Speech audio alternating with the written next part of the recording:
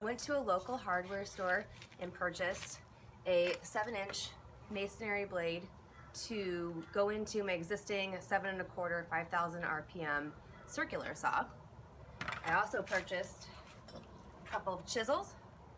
One is a rock breaker, the other one is for more defined cuts, and I already had the heavy duty metal hammer. And then I went to our local rock and landscape center and purchased, on average, this size, maybe a little smaller, maybe a little larger, red and black lava rocks that I'm going to cut down into pieces for a veneer. What's important is the density. If they're too heavy and too dense, it's actually rather hard to cut and break them down, but if they're too porous, they tend to shatter. So somewhere in the middle, plus when you have a variety of textures inside the rock, it really gives it more visual interest. So we're going to be doing drop cuts. I refer to my owner's operation manual for that. We're going to pull back the safety guard to be able to do the drop cut, so I'm being very careful. And then also I've adjusted the blade so that it's at its maximum depth. Okay, I'm using cinder blocks to hold my rocks tightly in place so that nothing wiggles while I'm doing my cuts. Here we go. Big breath in, big breath out.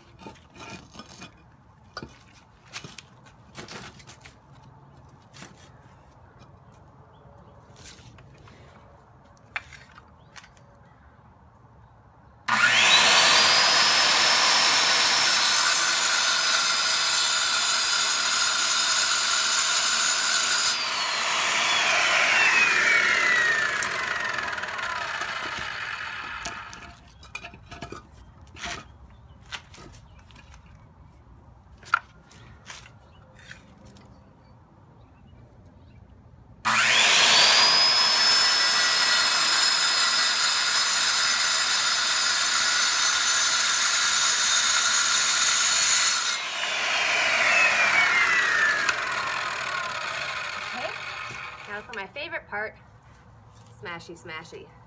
Say it again. Smashy smashy. What's that entail, Jenny? Make sure your toes are out of the way. Are those out of the way? Are those regulation flip-flops? Yeah, regulation work boot, flip-flops, and pajama pants. Insert your chisel, get a couple going, and let's see how this goes. That's a pretty nice piece. How flat is it on one side? Pretty flat. Nice. Yeah, I haven't had any issues adhering it to the wall using a really good VersaBond mortar. So yeah, everything's been going pretty well. Hi. So there were a couple instances where the surface wasn't exactly flat. I don't know if you can see that. And there were some remnants that didn't cut super clean that would be problematic when trying to adhere it to a flat wall. There can be some variation, but this is a little bit too much. and that's where this lovely tool comes in. So luckily I have a nice groove here. So I just kind of insert this in, and be gentle, because I found that if you go too hard and too aggressive on these cuts, you can actually crack the whole rock, which is fine, still usable, but not ideal. I want to keep as much of this rock intact as I can.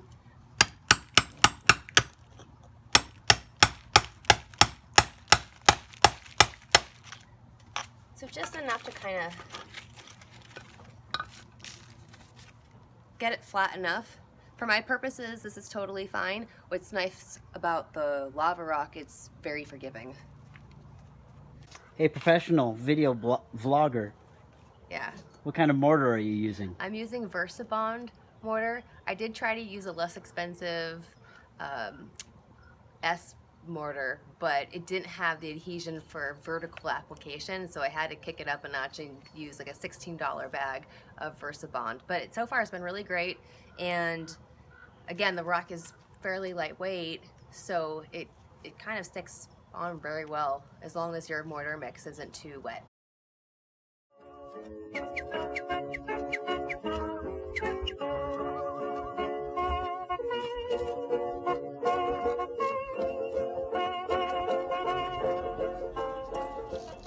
One rock at a time. One rock at a time.